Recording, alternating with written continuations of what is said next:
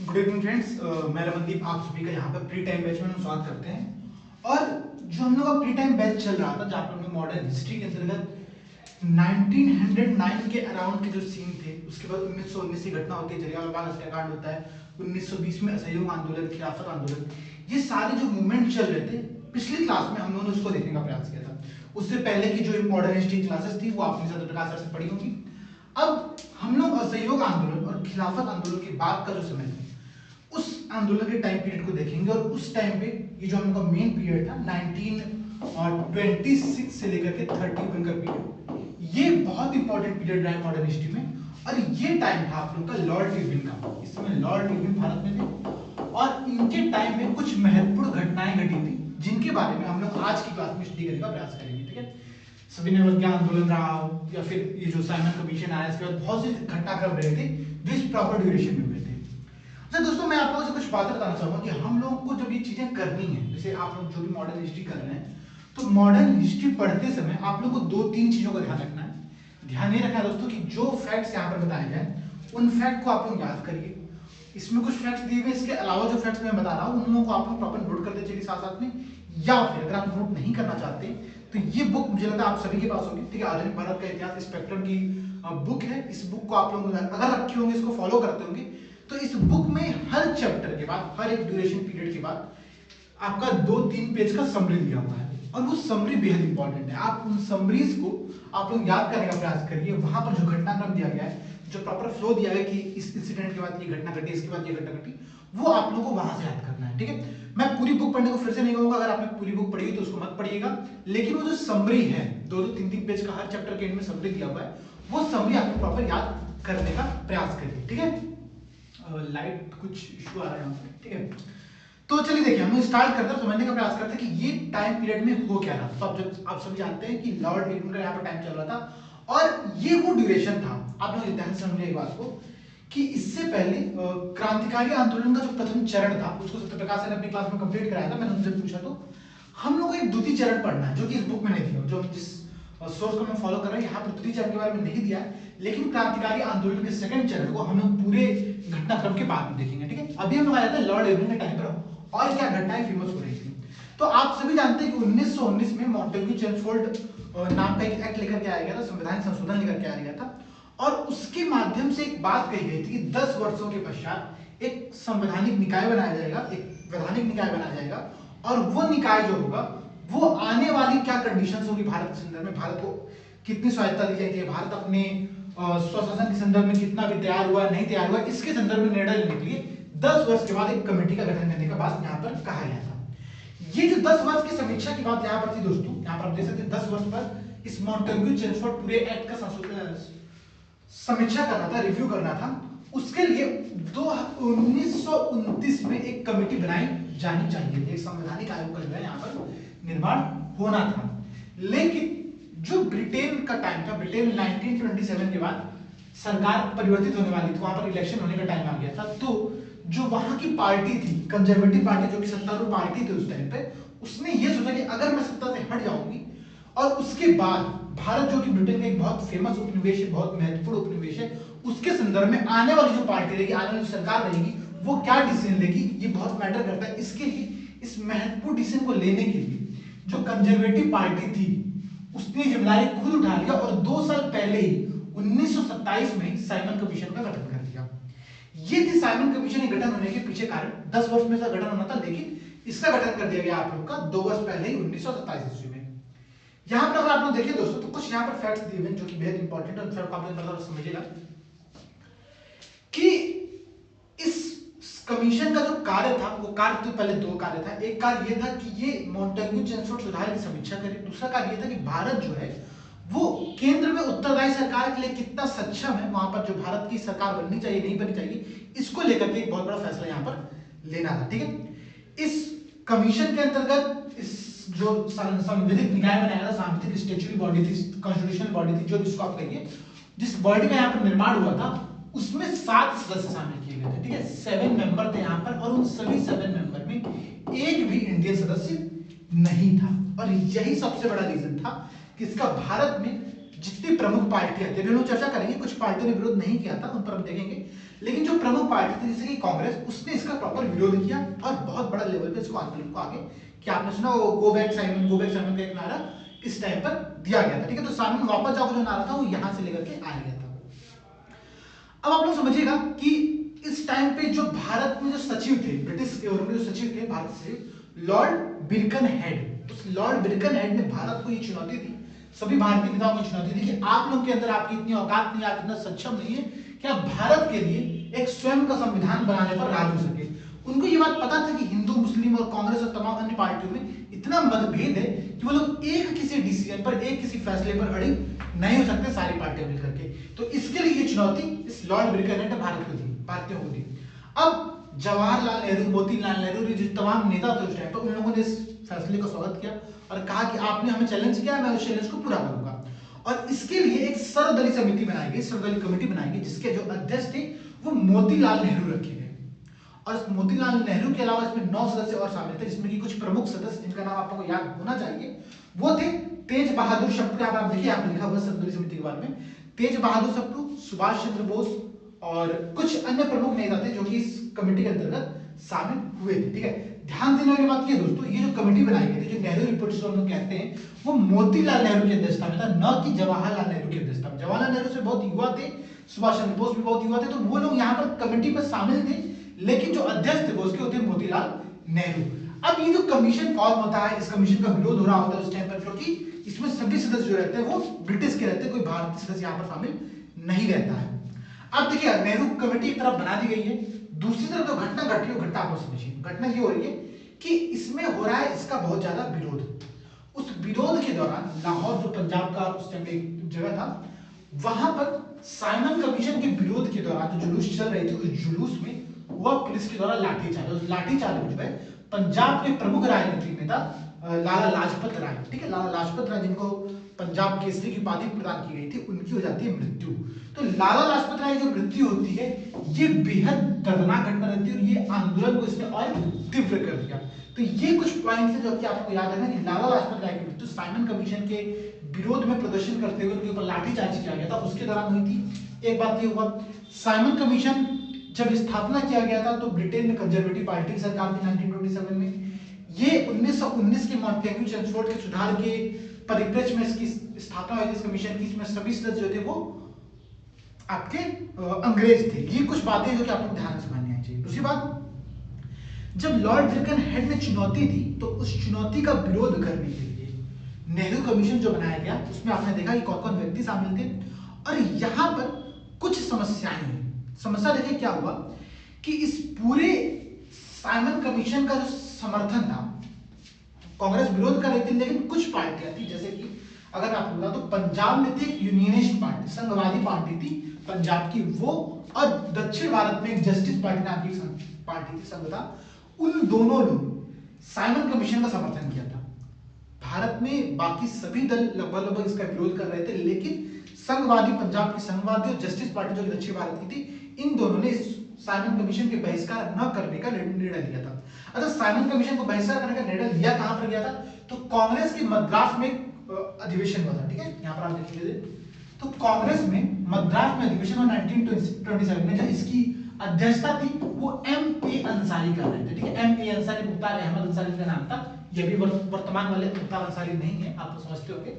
तो ये M.A. अंसारी जो थी, इनकी अध्यक्षता में मद्रास में एक अधिवेशन का आयोजन किया गया और इस अधिवेशन में ये फैसला लिया गया कि हम साइमन कमीशन का प्रॉपर विरोध करेंगे और देशव्यापी स्तर पर हड़ताल करेंगे। यहाँ पर साइमन गो बैक का नारा आप यहाँ पर देख सकते हैं, ठीक है। इसी के प्रत्युत्तर में जब लॉर्ड बिरकनहेड ने चुनौती दी थी, तो उसके परिप्रेक्ष्य में नेहरू रिपोर्ट फॉर्म की गई थी और नेहरू रिपोर्ट के अध्यक्षता मोतीलाल नेहरू ने थी।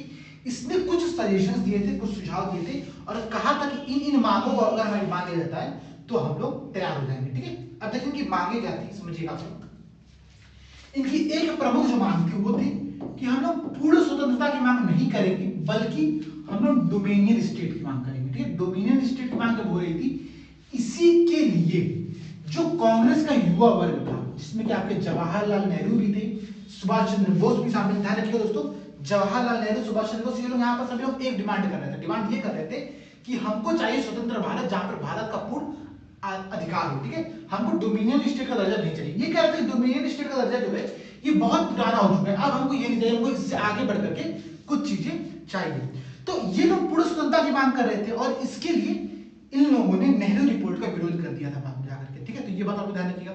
दूसरी बात, ये इस नेहरू रिपोर्ट के अंतर्गत कुछ और प्रावधान किए गए, जैसे कि सांप्रदायिक आधार पर पृथक निर्वाचन मंडलों के स्थान पर अल्पसंख्यकों हेतु संयुक्त निर्वाचन क्षेत्रों की बात की गई थी, जहां पर इनके लिए सीटें जो है वो आरक्षित कर दी गई थी, ठीक है।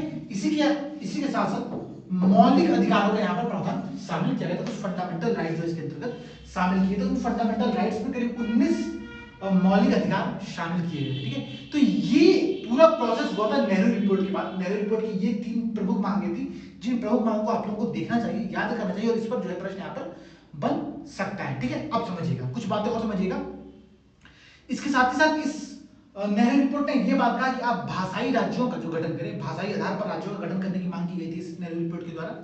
और इस नेहरू रिपोर्ट की जब फॉर्म हुआ तो कई सारी अन्य घटनाएं भी होने लगी। हुआ क्या, इसके बाद लॉर्ड इरविन की घोषणा आई थी 1929 में अक्टूबर के दौरान में, और उसने ये कहा कि हम डोमिनियन स्टेट देने को तैयार हैं, ठीक है, लेकिन उस पर जो चर्चा होगी वो होगी गोलमेज सम्मेलन में। गोलमेज सम्मेलन राउंड टेबल कॉन्फ्रेंस का आयोजन हम लोग करेंगे, जहां पर हम इस मुद्दे पर बैठ करके प्रॉपर डिस्कस करें कि हम लोग को आगे इस क्षेत्र में क्या करना है, ठीक है। अब समझिएगा, मैं आपको कुछ थोड़ा सा एक क्रम और समझाने का प्रयास करता हूं यहाँ पर, अगर आपको चीजें समझ में आए तो। एक मिनट, मैं बोर्ड खोल लेता हूँ।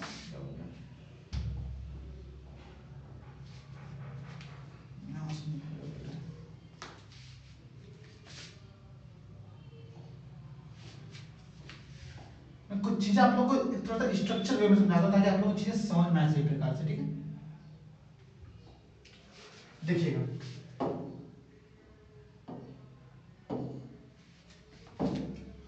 हुआ क्या कि 1919 में मॉन्टेग्यू चेम्सफोर्ड एक्ट आया था, ठीक है। इसी के परिप्रेक्ष्य में 1927 में साइमन कमीशन की स्थापना की गई थी, जिसका कि संघवादी, पंजाब की संघवादी पार्टी और आपका दक्षिण भारत की जस्टिस पार्टी थी, इन लोगों ने विरोध किया था, सॉरी इन लोगों ने समर्थन किया था, बाकी कांग्रेस और अन्य दल जो थे इनका विरोध कर रहे थे, ठीक है। इसके बाद में होता क्या कि फरवरी 1928 के दौरान में जो साइमन कमीशन रहती है वो भारत आती है, और उसके बाद करीब मई 1928 में एक सर्वदलीय कमेटी बनाई जाती है। 1928 में आप लोगों की सर्वदलीय कमेटी बनती है, जो इसमें की नेहरू रिपोर्ट आपका आगे निकल के आता है, और इसके बाद 1928 में दिसंबर के अराउंड में लाला लाजपत राय की जो है इस पूरे घटनाक्रम में मृत्यु हो जाती है, ठीक है। अब जब घटना इनकी मृत्यु जाती है तो मुस्लिम लीग जो रहती है, आपने देखा था यहाँ पर कि संयुक्त निर्वाचन मंडल की बात हो रही थी, जहां पर इलेक्शन के लिए संयुक्त निर्वाचन क्षेत्र का गठन किया जाएगा, ठीक है। लेकिन उससे पहले जो मांग की गई थी, वहां पर जिन्ना ने नेहरू रिपोर्ट में कुछ संशोधन प्रस्तुत किया, और उस संशोधन का इंडियन नेशनल कांग्रेस की जो अधिवेशन हुआ था वहां पर इसका प्रॉपर विरोध कर दिया गया, और उसके बाद से ही जो जिन्ना थे वो मुस्लिम लीग पार्टी के साथ प्रॉपर नेहरू रिपोर्ट से अपने आप को उन लोगों ने अलग कर लिया था, ठीक है। इसके बाद होता क्या है कि जिन्ना जो रहते हैं वो फिर 14 सूत्री मांग करते हैं 1929 में, और फिर बाद में इन सभी मांगों को मिलाकर के 1929 में ही एक फाइनल नेहरू रिपोर्ट का ड्राफ्ट तैयार किया था, ठीक है। उस नेहरू रिपोर्ट को कई पार्टियां विरोध करती है। विरोध कौन कौन सी करती है? हिंदू महासभा विरोध करती है, मुस्लिम लीग भी उसका विरोध कर रही होती है, सिख समुदाय उसका विरोध कर रहा होता है, जवाहरलाल नेहरू के हिंदू महासभा क्यों विरोध कर रहे थे? क्योंकि मुस्लिमों को ज्यादा प्रायोरिटी दिया है। मुस्लिम क्यों विरोध कर रहे थे? क्योंकि उनकी कुछ स्पेसिफिक डिमांड थी, आरक्षण थी, उसको मान नहीं किया गया था। सिमिलरली सिख समुदाय अपने आपको अल्पसंख्यक मानता था, तो उसकी मांग को यहाँ पर नहीं माना गया था। जवाहरलाल नेहरू, सुभाष चंद्र बोस, ये जो कांग्रेस के दो युवा नेता थे, उन लोगों ने विरोध क्यों किया? क्योंकि डोमिनियन स्टेट का दर्जा यहाँ पर इन लोगों को नहीं दिया गया था, और इसी के कारण से सुभाष चंद्र बोस और आपका जवाहरलाल नेहरू ये दोनों एक अलग होकर के ये लोग एक पार्टी की स्थापना करते हैं, इसका नाम रखते हैं ये लोग इंडियन इंडिपेंडेंस लीग। तो ये जो पार्टी बनाई जाती है, इस पार्टी का आप ध्यान रखिए कि इंडियन इंडिपेंडेंस लीग की स्थापना 1928-29 के दौरान पे सुभाष चंद्र बोस और जवाहरलाल नेहरू के द्वारा की गई थी, और इसी के दौरान कलकत्ता में क्या होता है कि इंडियन नेशनल कांग्रेस की 1928 में बैठक होती है, जहां पर गांधी जी इस बात पर जोर देते हैं, और वो सभी युवा नेताओं को इस बात को समझाने में सफल भी होते हैं कि देखिए, अभी अगर आप लोग डोमिनियन स्टेट की जो मांग है नेहरू रिपोर्ट को, एक तो इतनी मशक्कत के बाद आपने देखा कि वहां पर जिन्ना विरोध करते हैं, फिर जिन्ना की 14 सूत्री मांग आती है, तो इससे कारण से नेहरू रिपोर्ट तैयार करने में बहुत समस्याओं का सामना करना पड़ रहा था, ठीक है, क्योंकि वो एक लंबा प्रोसेस था और सभी पार्टियां उस पर सहमत नहीं हो पा रही थी, और लॉर्ड विल्कन हेड ने जो चुनौती दी थी वो चुनौती भी यही थी कि भारतीय इस मामले में सक्षम नहीं है कि वो कोई एक कॉमन ड्राफ्ट अपनी तरफ से तैयार करके हम लोगों को प्रस्तुत कर सके। तो इसलिए गांधी जी और कुछ जो बड़े नेता थे उन्होंने यह सजेशन दिया युवाओं को कि अभी जो डोमिनियन स्टेट की बात हो रही है उस पर आप लोग सहमत हो जाइए, क्योंकि एक तो इसी मुद्दे को इतना मेहनत के बाद हम लोगों ने एकमत हुए, सर्वसम्मत हुए, तो कम से कम इसको आप लोगों को भी अपना लीजिए, ठीक है। यहां पर इसको अपना लिया था और कांग्रेस ये कहती है उस अपने अधिवेशन में 1928 में कि हम ब्रिटिश गवर्नमेंट को 1 साल का समय देते, पहले ये लोग 2 साल का समय दे रहे होते हैं कि आप 2 साल के समय के अंदर नेहरू रिपोर्ट की सभी सिफारिशों को मांग लीजिए, अगर आप मान लेते तो ठीक है, नहीं माने तो हम आंदोलन करेंगे, सविनय अवज्ञा आंदोलन करेंगे, ये बात वहां पर कहते हैं। लेकिन जो युवा नेता रहते हैं उनके दबाव में, चूंकि गांधी जी की कुछ बातों को युवा नेता मानते हैं तो युवा नेताओं की कुछ बातों को गांधी जी भी मान लेते हैं, और ऐसी सर्वसम्मत डिसीजन ये होता है कि 1 साल के बाद, अगर 1 साल के अंदर ब्रिटिश गवर्नमेंट हमारी मांगों को नहीं मानते नेहरू रिपोर्ट की, तो हम लोग प्रॉपर करेंगे विद्रोह, ठीक है। ये बात यहाँ पर तय होती है। उसके बाद क्या होता है कि लाहौर में एक अधिवेशन होता है, देखें उसको, और उसके बाद 11 सूत्री मांग प्रस्तुत की जाती है यंग इंडिया में गांधी जी के द्वारा। और गांधी जी एक बात कहते हैं कि अगर हम कोई एक्शन नहीं लिया गया तो हम जो है आंदोलन शुरू करेंगे, सविनय अवज्ञा आंदोलन शुरू करेंगे, ठीक है। ब्रिटिश गवर्नमेंट उस पर भी कोई एक्शन नहीं लेती तो फिर शुरू होता है आप लोगों का सविनय अवज्ञा आंदोलन। तो ये जो घटनाक्रम प्रॉपर चल रहा था, ये घटनाक्रम बेहद इंपॉर्टेंट है और ये आप लोग यहाँ पर समझने का प्रयास करिएगा, ठीक है। देखिए हिस्ट्री का जो पूरा टॉपिक है, दरअसल इतना लंबा टॉपिक है, और अगर मैं सिर्फ सविनय अवज्ञा पढ़ाने लग जाऊं तो सविनय अवज्ञा 1.5-2 घंटे की क्लास में कंप्लीट होगा, ठीक है। लेकिन हम लोग का जो उद्देश्य है कि हम लोग क्रैश कोर्स के माध्यम से सब इन सब चीजों को, इन सभी घटनाक्रम को शॉर्ट फॉर्मेट में समझे। तो मेरा बस उद्देश्य है कि मैं आप लोगों को एक पूरा प्रॉपर घटनाक्रम समझाते जाऊं कि इसके बाद ये चीज हुई, इसके बाद ये चीज हुई, और ये सब चीजें आपस में कैसे इंटरलिंक्ड है, ठीक है। तो आप समझिए दूसरी बात आप लोगों कि अब मैंने बताया कि आप लोगों को बीच में लाहौर अधिवेशन होता है, जब ये लोग मांग करते हैं 1 साल का समय देते हैं, और सम्मेलन समय के बाद जब लाहौर अधिवेशन हो रहा होता है वो बेहद इंपॉर्टेंट था। किसके लिए? कांग्रेस की पूरी घटनाक्रम के लिए भारतीय स्वतंत्रता संग्राम में उस लाहौर अधिवेशन ने बहुत महत्वपूर्ण भूमिका निभाई थी। देखिए समझिए क्या चीजें हुआ था उस टाइम पे। तो जो अच्छा ये वही पीरियड था, ध्यान समझिए दोस्तों, ये वही पीरियड था जब पूरे भारत में बहुत सारे अन्य आंदोलन हो रहे थे और बहुत सारे घटनाक्रम घट रहे थे। आपने पढ़ा होगा जब हमने लास्ट क्लास में ट्रेड यूनियन की बात की थी, श्रमिक आंदोलन की बात की, तो मैंने आप लोगों को बताया था कि 1929 में मेरठ में एक षड्यंत्र केस हुआ था, ठीक है। मेरठ षड्यंत्र केस जो हुआ था उसमें बहुत सारे नेता गिरफ्तार हुए थे, 32 के अराउंड नेता थे, जिसमें कि 3 ब्रिटिश नेता शामिल थे, ठीक है। तो ये पॉइंट कुछ थे, मेरठ घटनाक्रम उस टाइम पे हो रहा था। उसी टाइम पर भगत सिंह और बटुकेश्वर दत्त ने जो असेंबली थी उसमें बम फेंका था, तो ये भी घटनाक्रम उसी टाइम का है। उसके बाद आप लोग जानते हो कि भगत सिंह को फांसी देने की बात होती है, अभी हम लोग उस घटनाक्रम पर आगे आएंगे, सविनय अवज्ञा की बात आएंगे। अभी हम लोग देखते हैं लाहौर अधिवेशन में और क्या क्या चीजें यहाँ पर आप लोग की हुई थी, ठीक है। तो लाहौर अधिवेशन जो हुआ, क्योंकि ये वो टाइम था, मैंने आपको बताया कि नेहरू रिपोर्ट में युवाओं ने विद्रोह कर दिया था, बात कहा था हम तो नहीं मानने वाले, आपको जो करना होगा लो, हम डोमिनियन स्टेट को नहीं मानेंगे, हमको चाहिए पूर्ण स्वतंत्रता। तो ये वो दौर था जब युवाओं का क्रेज बढ़ रहा था कांग्रेस के अंतर्गत। तो कांग्रेस के लाहौर अधिवेशन में जो अध्यक्षता है वो जवाहरलाल नेहरू को दी गई। ध्यान से समझिएगा दोस्तों, जवाहरलाल नेहरू यहाँ पर सर्वसम्मति से अध्यक्ष नहीं बने थे, ये अध्यक्ष बनाया था गांधी जी ने इनको यहाँ पर, क्योंकि 18 प्रांतीय थे कांग्रेस के, प्रांतीय कमेटियां थी, जिनमें से सिर्फ 3 प्रांतीय कमेटियों ने अध्यक्ष के तौर पर जवाहरलाल नेहरू का समर्थन किया था। लेकिन गांधी जी ने यह बात समझाई सभी को कि अगर हम किसी युवा को यहाँ पर शामिल नहीं करते हैं तो थोड़ा सा असमंजस हो जाएगा, कांग्रेस बट सकती है, और अगर कांग्रेस के मेन फोर्स जो है, मेन पावर जो है वो डिवाइड होता है तो बहुत बड़ी समस्या आ जाएगी स्वतंत्रता संग्राम के पूरे इस आंदोलन के अंतर्गत, ठीक है। तो गांधी जी अध्यक्ष बनवाते हैं नेहरू जी को। अब ये जो पूरा घटनाक्रम था ये था आपका दिसंबर 1929 में पंजाब के लाहौर में ये लाहौर अधिवेशन हो रहा था। इसमें जो मेन घटनाक्रम हुआ, जो मेन पॉइंट हो, जो कि आपको यहाँ पर समझना चाहिए, याद करना चाहिए, वो ये था कि इस 31 दिसंबर 1929 को, ठीक है, पंडित जवाहरलाल नेहरू द्वारा लाहौर में रावी नदी के तट पर भारतीय स्वतंत्रता का जो झंडा है उसका ध्वजारोहण किया गया था, ठीक है। तो 31 दिसंबर 1929 वो दिन है जब नेहरू जी ने, जवाहरलाल नेहरू ने लाहौर में रावी नदी के तट पर भारतीय झंडा को फहराया था। तो ये बात आप लोगों को यहां से समझनी चाहिए, ये बात आप लोगों को यहां पर याद होनी चाहिए। आप समझिए 2-3 चीजें और समझिएगा। इसी ध्वजारोहण के समय इंकलाब जिंदाबाद का जो नारा था वो बहुत फेमस हो रहा था, बहुत तेजी से हो रहा था, और इस लाहौर अधिवेशन के अंतर्गत कुछ प्रमुख लक्ष्य तय किए। लक्ष्य क्या थे?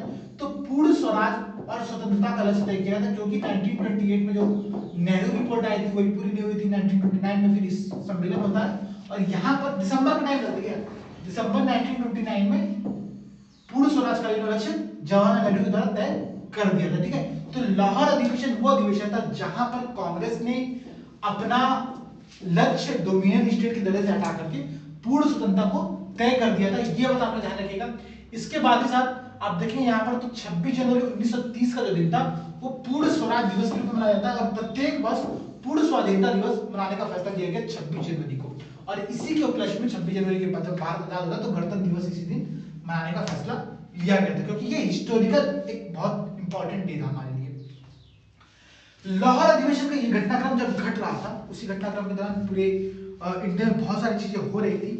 जैसे कि आपने देखा गांधी जो इरविन थे उन्होंने ये कहा कि हम एक राउंड टेबल कॉन्फ्रेंस का आयोजन करते हैं और उस राउंड टेबल कॉन्फ्रेंस में बैठ करके जो भी चीजें हो, साइमन कमीशन के बारे में जो रिपोर्ट हो, उससे पहले जो संवैधानिक सुधार हो, उन सभी सुधारों के बारे में हम लोग यहाँ पर बैठ के प्रॉपर डिस्कशन करते हैं कि हाँ क्या समस्याएं विद्यमान हैं। ठीक है, तो आप यहाँ पर देखिए कि लाहौर अधिवेशन 1929 के दौरान कुछ सम्मेलन हुए, गोलमेज सम्मेलन जो हो रहा था उस सम्मेलन में कांग्रेस ने पार्टिसिपेट न करने का फैसला किया, जो कि बहुत इंपॉर्टेंट फैसला था, क्योंकि ब्रिटिश गवर्नमेंट इनकी नेहरू रिपोर्ट पर राजी नहीं हो रहा था, तो इन लोगों ने राजी होने से मना कर दिया। अब इन्होंने ये कहा कि हम लोग सविनय अवज्ञा आंदोलन प्रारंभ करेंगे पूरे देश में और इस आंदोलन की पूरी नींव जो पूरा बेस होगा, पूरा स्ट्रक्चर होगा, गांधी जी अपने हाथों में लेकर के तैयार करेंगे, अपने अकॉर्डिंग तैयार करेंगे।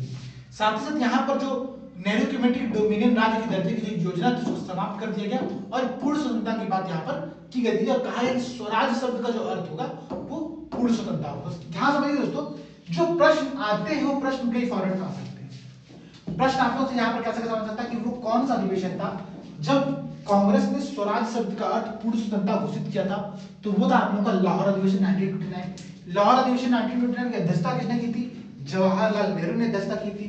जवाहरलाल नेहरू ने किस नदी के तट पर सबसे पहले ध्वजारोहण फैलाया था? तो वो आप लोगों का रावी नदी तट पर लाहौर में ही था। तो ये जो कुछ फैक्ट्स है जो यहाँ पर इस सम्मेलन से निकल करके आते हैं, जो कि इंपॉर्टेंट फैक्ट्स है, वो सभी इंपॉर्टेंट फैक्ट्स आप लोग ध्यान में रखिएगा। ठीक है, अब समझिए। इसके बाद होता है दोस्तों सविनय अवज्ञा आंदोलन प्रारंभ होता है। ठीक है, अब सविनय अवज्ञा आंदोलन जो है, तो मैंने आप लोगों को बताया कि यंग इंडिया में गांधी जी एक 11 सूत्री मांग प्रस्तुत करते हैं। उस मांग पर जब लाहौर अधिवेशन होता है तो लाहौर अधिवेशन में पूरी सविनय अवज्ञा आंदोलन गांधी जी को दे दी जाती है। गांधी जी फिर भी कहते हैं ऐसा करते एक बार हमारी बात करके देखते हैं, अगर हमारी बात मान जाते तो हम आंदोलन नहीं करेंगे। ठीक है, तो ये गांधी जी इन सब मामलों में बहुत प्रैक्टिकल इंसान थे। उनको ये बात पता था कि कोई आंदोलन अगर बहुत लंबे समय तक चलेगा तो वो आंदोलन अपनी मुख्य धारा को थोड़ा छोड़ देगा, वो आंदोलन बहुत डाउन हो जाएगा, बहुत डीम हो जाएगा और ब्रिटिश गवर्नमेंट को उसका दमन करने में बहुत कम समय लगेगा। ये बात गांधी जी को बहुत अच्छे तरीके से पता थी। प्रैक्टिकली वो सब चीजों को सही समझते थे, सोचते थे। उनको ये भी पता था कि अगर आंदोलन में हिंसा होती है तो जो गांधी जी हैं, सॉरी जो ब्रिटिश गवर्नमेंट है, वो उस आंदोलन का दमन आसानी से कर सकती है और मीडिया कुछ बोलेगी नहीं, क्योंकि उस आंदोलन में हुई है हिंसा। तो हिंसा को रोकने के लिए ब्रिटिश गवर्नमेंट कुछ भी करे कोई कुछ बोलेगा नहीं। इन सब बातों को ध्यान रखते गांधी जी हमेशा हिंसा का विरोध करते थे और जैसे हिंसा होती थी आंदोलन को समाप्त कर देते थे और किसी भी आंदोलन को वो लंबे समय तक चलने नहीं देते थे। तो गांधी जी ने यहाँ पर भी यही उम्मीद था कि हम एक बार बात कर लेते, तो वो 11 सूत्री मांग यंग इंडिया में प्रस्तुत करते हैं, जिस पर कि कोई एक्शन नहीं लिया जाता है। और उसके बाद गांधी जी कहते हैं कि अब बहुत हो गया, अब हम करेंगे आंदोलन। और यहां से जब इनका आंदोलन शुरू होता है तो 12 मार्च 1930, अब ध्यान रखिए दोस्तों, 12 मार्च 1930 को गांधी जी जो है साबरमती आश्रम से निकलते हैं और अहमदाबाद में जो था और वहां से प्रारंभ करके आंदोलन की शुरुआत करते हैं। तो ये जो साबरमती आंदोलन से साबरमती आश्रम में दांडी यात्रा की शुरुआत होती है, ये बहुत इंपॉर्टेंट थी। और इस पूरे आंदोलन का, सविनय अवज्ञा आंदोलन का जो गांधी जी ने थीम रखा था, वो थीम क्या रखा था कि हम नमक कानून का जो नमक कर है उसका हम लोग करेंगे विरोध। अब देखिए नमक कर का विरोध है बहुत छोटी सी बात, आप समझिएगा दोस्तों कि एक नमक कर के विरोध के माध्यम से गांधी जी और पूरी कांग्रेस, पूरे राजनीतिक दल जो रहते हैं उस टाइम पे, पूरी ब्रिटिश गवर्नमेंट को हटाने का प्रयास करते हैं। नमक कर इतना छोटा कर नहीं था, पानी के बाद गांधी जी ने कहा कि पानी के बाद जो सबसे बेहद इंपॉर्टेंट चीज है किसी भी व्यक्ति के लिए जीवन जीने के लिए भोजन में, वो है नमक। अगर किसी गरीब व्यक्ति को अपने नमक के लिए भी पैसा चुकाना पड़ेगा, कर चुकाना पड़ेगा, इसका मतलब यह है कि उसको जीवन जीने का जो मौलिक अधिकार है वो यहाँ पर नहीं दिया गया। और इसी बात को मुद्दा बनाते हुए गांधी जी ने नमक कर का सहारा लिया और नमक कर तोड़ने के लिए वो दांडी यात्रा की शुरुआत करते हैं। ठीक है, अब ये जो दांडी यात्रा की शुरुआत होती है ये बेहद इंपॉर्टेंट थी, पूरे इसने घटनाक्रम को चेंज कर दिया। और आप लोग जानते हो दोस्तों, ये क्वेश्चन आया हुआ है हम लोग का डेली क्विज में। अच्छा, मैं आप लोगों से बात यहाँ पर सजेस्ट करना चाहूंगा कि यूपीएससी हिंदी की एक टेलीग्राम चैनल, जो मेन ऑफिशियल टेलीग्राम चैनल है, वहां पर हम लोग डेली एक क्विज कराते हैं। ठीक है, 10 क्वेश्चन दिए थे हिंदी और इंग्लिश दोनों भी, प्रीलिम्स के लिए बहुत इंपॉर्टेंट है। अगर आप लोग ये प्री टाइम बैच देख रहे हैं, प्रीलिम्स की टेस्ट आपने ज्वाइन किया और प्रीलिम्स की तैयारी कर रहे हैं, तो वो जो डेली 10 क्वेश्चन रात में 8 बजे पोस्ट किया था, डेली आपने पोस्ट होता है 8 बजे, तो वो क्विज आप लोग प्रॉपर दे सकते हैं और उसको अपने रूटीन का हिस्सा बनाइए। वहां से बहुत सारे क्वेश्चन जो यहाँ पर आप तैयारी करेंगे, जिन सब चीजों को आप पढ़ रहे हैं, उनकी अगर वहां पर डेली आप प्रैक्टिस करने लगेंगे, देखिए वो क्विज चल रही है, मुझे लगता है एग्जैक्टली मैं बताऊं तो 10 दिसंबर से। ठीक है, 10 दिसंबर से क्विज प्रारंभ हुई, आज तक लगातार चल रही है और हम लोग का उद्देश्य है कि उसको हम लगातार चलाएंगे भी। ठीक है, लेकिन अगर उसका आप लोग यूज कर पाएंगे तो आप लोगों के लिए बहुत प्रॉफिट होगा, क्योंकि आप लोग समझिए ना, एक महीने में वहां पर 300 क्वेश्चन करा दिए जाते हैं। ठीक है, और बिल्कुल पता नहीं चलता है, आपकी डेली कुछ करने की आदत बन जाती है। वहां पर एक्सप्लेनेशन आप लोगों को 2 लाइनर 3 लाइन का एक्सप्लेनेशन मिल जाता है, तो बेहद इंटरेस्टिंग और बहुत ही एक क्विज फॉर्मेट में वहां बहुत अच्छा अप्रोच है, उसको आप लोगों को फॉलो करना चाहिए। ठीक है, मुझे ध्यान क्यों आ गया कि ये क्वेश्चन वहां पर दिया गया था जिसका बहुत लोगों ने बहुत डाउट किया था, बहुत लोग कंफ्यूज हो गए थे। ठीक है, ध्यान सुनिए दोस्तों कि 12 मार्च 1930 से यात्रा प्रारंभ होती, नमक कर जब तोड़ा जाता है वो तोड़ा था 6 अप्रैल 1930 को। ये दोनों डेट बहुत इंपॉर्टेंट है, याद रखिएगा आप लोग। ठीक है, अब समझिएगा चीजों को। चीजें कुछ इंपॉर्टेंट ये है कि जब ये सविनय अवज्ञा आंदोलन हो रहा था और जब गांधी जी ने नमक कर को अपना मेन मुद्दा बनाया, जरूरी नहीं था कि पूरे विश्व में, मतलब पूरे भारत में नमक कर के विरुद्ध में आंदोलन हो रहा था। कई जगह ये आंदोलन ने अपना लोकल रूप ग्रहण कर लिया था, स्थानीय मुद्दों को इसने मेन मुद्दा बना लिया था और उनके आधार पर वहां पर विरोध प्रदर्शन आयोजित किए जाते। जैसे कि अगर मैं कुछ एग्जांपल दूं, यहाँ पर आप देखिए तो उत्तरी बिहार के सारण जिले में चौकीदारी टैक्स के विरोध में आंदोलन हो रहा है। यहाँ पर नमक कर का विरोध नहीं हो रहा है, यहाँ पर विरोध हो रहा है चौकीदारी टैक्स का। ठीक है, ऐसे ही आप देखेंगे तो कहीं पर गांधी जी ने सितंबर 1932 में अखिल भारतीय छुआछूत विरोधी लीग की स्थापना की थी। एक फैक्ट याद रखिएगा, साथ ही हरिजन नामक एक साप्ताहिक पत्रिका है जिसका प्रारंभ इन्होंने किया था। इसके साथ साथ आप देखिए तो असम में उस टाइम में कनिंघम सर्कुलर एक जारी किया गया था सरकार के द्वारा, उसका विरोध किया जा रहा था, सभी विद्यार्थी उसका विरोध कर रहे थे कनिंघम सर्कुलर का। इसके साथ ही साथ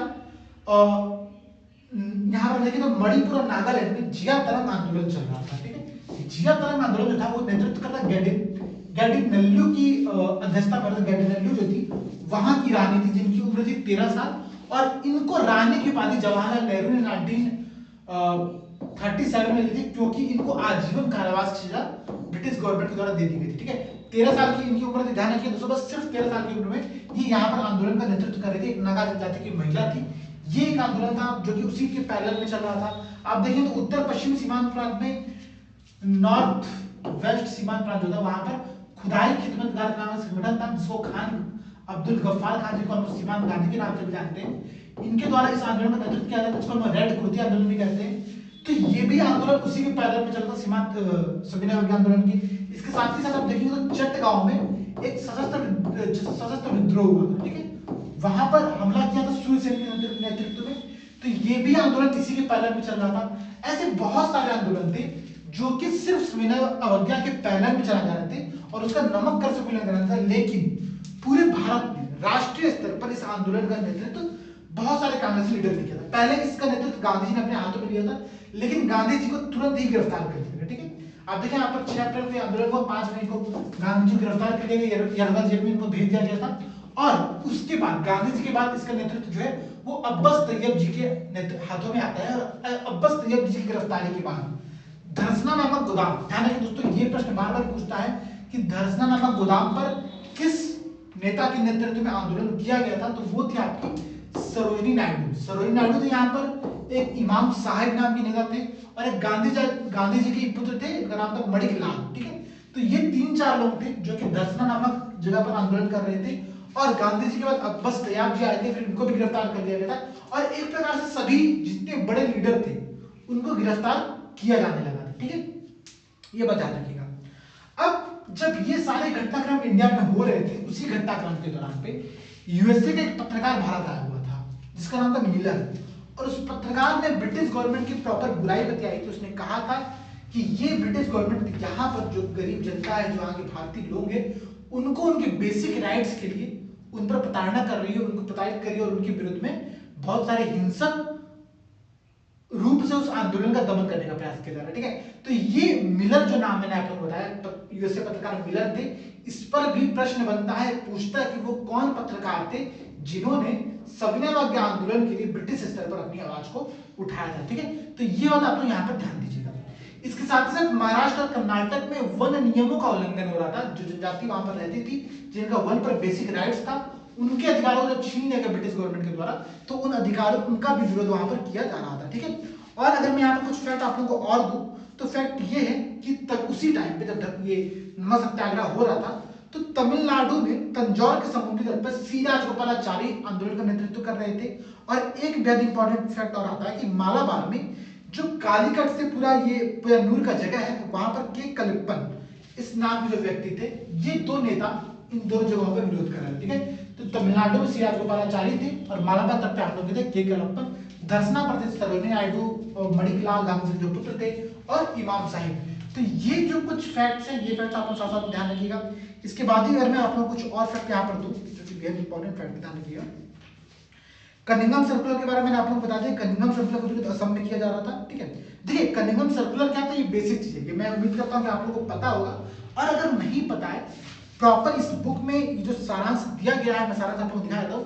बेहद सिंपल फॉर्मेट में यहाँ पर 2-2, 3-3 पेज में एक एक टॉपिक का पूरा सारांश दिया हुआ है। ठीक है, ये सारांश आप लोग जरूर पढ़िएगा। ठीक है, इसके साथ साथ इसको चीजें पढ़िए, और अभी जब ये क्लासेस खत्म होगी तो मैं मॉडर्न इंडिया की, मॉडर्न हिस्ट्री की कुछ क्विज कराऊंगा, यूपीएससी और पीसीएस की दोनों की बहुत अच्छे क्विज हम यहाँ पर देखेंगे, तो उन सब चीजों के लिए आप लोग तैयार रहिएगा। अब समझिएगा, जब सविनय अवज्ञा आंदोलन खूब चरम पर जाता है, तो फिर इरविन जो साहब रहते हैं 1926 से 31 के दौरान जो साहब रहते हैं, उनको लगता है कि अब बात करने का समय आ गया, अगर अब हम बात नहीं करेंगे तो हो जाएगा बहुत बड़ा बवाल। ठीक है, तो आपने पता होगा कि सविनय अवज्ञा आंदोलन के बाद फर्स्ट गोलमेज सम्मेलन हुआ रहता है, और उस फर्स्ट गोलमेज कॉन्फ्रेंस में कांग्रेस शामिल नहीं होती है, जो कि बेहद इंपॉर्टेंट है और बेहद फैक्ट है। और इसी के कारण से जो पहला गोलमेज सम्मेलन रहता है वो बहुत ज्यादा फ्लॉप हो जाता है। ठीक है, ये पहला गोलमेज सम्मेलन आपको चला था करीब 1930 और 31 का मिलता है, दिसंबर 1930 से